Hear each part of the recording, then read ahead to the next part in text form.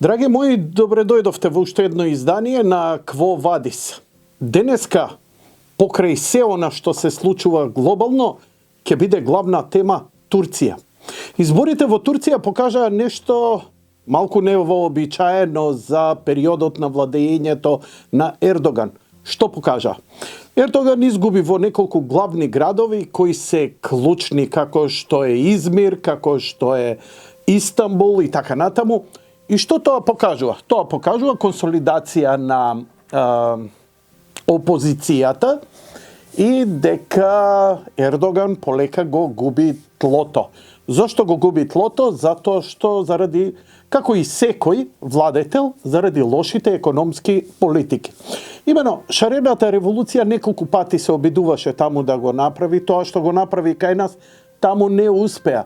Кога не успеа шарената револуција, се обидува со државен удар. И тоа, но не се откажани структурите кои треба да ја направат таа промена.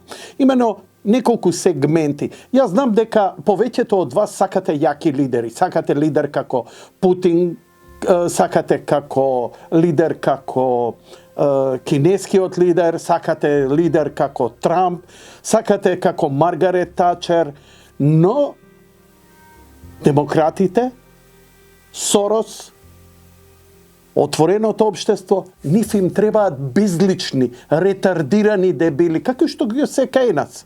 Зошто? Затоа што лесно се манипулираат. Ги пуштаат да се искомпромитираат, ги пуштаат во криминал и потоа ги држат за нивните тестиси, смеам да кажам, или за јајца за ташаци. Буквално е така. Зошто? Заради да може да се манипулира. Ова на глобалната Пентагон политика и одговара од било која страна, мека или тврда. Но лукративните причини кои се на страната на отвореното општество се многу порасипани и поопасни. Елон Маск рече, и немојте да го заборавате тоа, Џорџ Сорос искрено го мрази човештвото. Знаете што значи тоа? Знаете ли кој искрено мразеше човештво? Хитлер ги мразеше евреите, ги мразеше циганите, ги мразеше словените, но си ги сакаше своите ариевците, франкофонци и така натаму, западната раса и цивилизација. Бар нешто сакаше, овој не. Што е опасноста кај големите лидери или кај малите лидери? Опасноста е немаат наследник. Кога создаваш ти лигавштина и наследници на лигавштината, многу лесно ќе најдеш. Сега си го ставил Јанко, утре ќе го ставиш Петко. Не ти е ни гајле дали Јанко или Петко има карактер, важно знаеш дека е расипано копиле и ќе го контролираш. Но кој ќе го наследи Путин? Кој ќе го наследи Ердоган? Ердоган, впрочем, и рече и самиот дека ова наредните избори парламентарни ќе бидат и последни негови. Ердоган е во години. Ердоган и на вистина не може понатаму што да води. Но има ли наследник? Нема. Путин има ли наследник? Едно време помисливме, нели, кога ја правеше онаа рокадата председател па премиер со Медведев, дека можеби Медведев ќе го подготви, ќе му даде терен. Проблемот со големите лидери е што или немаат наследник, или се премногу суетни. Еве, ако сакате, истото го гледавме и кај нас, Бранко со Заев, Груевски со Мицкоски, значи се на некој начин не ги креираат, не им помагаат уште додека се главни да создадат и креираат нешто што е јако и ќе може да ја продолжи нивната приказна. Бидејќи сите лидери се како луј после мене потоп. Суетата им е преголема, иако сите се декларираат за доброто. Па дури еден Бајден, па дури еден Трамп, па дури и кај нас, па дури и натаму и така натаму. Ретко ќе видиме земји каде што главниот интерес е земјата, а не егото на политичарите. Ретки се тие земји. Немај терејте сега таму да чепкам. Што ќе биде ова со Турција? Ова со Турција ќе значи дека притисокот врз Ердоган ќе се зголеми, што значи дека ќе се охрабри опозицијата.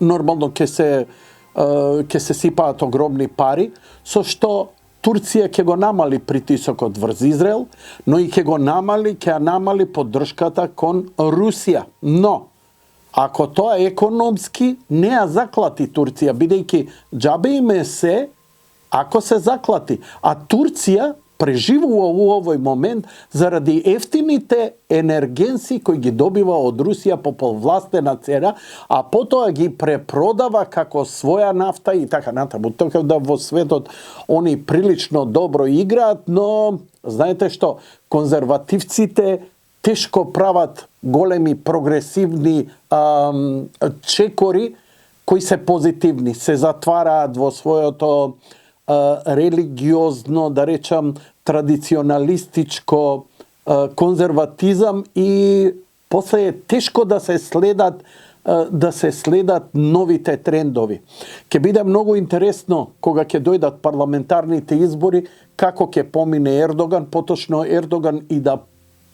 Ердоган мислам дека нема според добро ќе треба тоа да се проучи дали ќе се кандидира или ќе бидат последни на кои се кандидира или ќе извади наследник што ќе биде феноменално. Тоа покажува дека е larger than life. Знаете, во уметноста, во музиката, во културата сум видел многу луѓе кои си ја проголтале својата суета за да овозможат на други врз основа на нивното дело да изградат нешто повеќе. И тоа се спектакуларни работи, но овдека збориме за политика.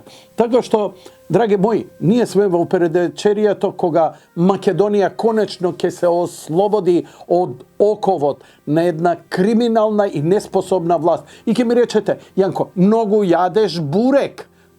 Од каде ти се ова, она, се е тоа пропаганда. Кога нивните функционери јавно се извинуваат, тоа е само за десетина, петина од она што ја барем пола сум го кажал или вие. Огромна е штетата која е нанесена на Македонија. Економски, политички, историски, идентитетски. Македонија е во бела смрт. Нам у овој момент ни треба само малку релаксација. Само малку тие фондови кои ги фрлаа шаком и капом, што вика кинезите, на организации за родова еднаквост, за алтернативи, дрнјариња, од кои ништо во државата немаше корист, освен некаква декларативна прогресивност од која никој ништо не виде. Абе, бидете прогресивни, само дајте бе живот прво, бе, луѓе. Колку луѓе се иселија. Време е да излезете сите на гласање во Македонија. Сакате да направиме како што направи опозицијата, да кренеме глава, да им кажеме, мислите дека некои мешетари за странски. Знаете што? И они нашле па зашле. Па кога сте будали вие да бидете криминогени, ние ќе играме со вас. Ајде да им покажеме дека ние, народот, не се согласуваме со тоа. Како? Немате избор. Прво не е точно дека немате избор за кого да гласате на овие избори. Имате избор. Сакате голема, сакате мала партија. Не сакаш никого. Абе, само излези. Напре го неважечко гласачкото ливче. Не го оставај затоа што ќе биде изманипулирано. Така се манипулираат. Така, незадоволен си. Сакаш ли твојот глас да биде изманипулиран и даден на оној што највише го мразиш, на оној што не сакаш да му дадеш, и да ти е седно, за никого да не ти е гајле. Излези и гласај, само да не го злоупотреба твоето ливче. Бидејќи манипулации ќе има обиди за манипулации, но само ако има помала излезеност. колку повеќе излезете, толку потешко ќе манипулираат. Може нема да ви се оствари желбата, тоа што сакате, но барем ќе знаете дека никој не ве украл, никој не ве изманипулирал, никој не гласал во ваше име. Нема порасипана работа.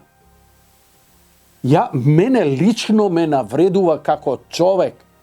Јанко, ти гласаше за тој. Како бе можам ја за тој криминал? Излезе на гласање? Не. Кај ти отиде ливчето? Па остана таму укочено. И ти на целиот овој криминал имаш доверба твојот лист да остане така и никој да не го употреби. Ја не верувам никому. Си верувам на себе.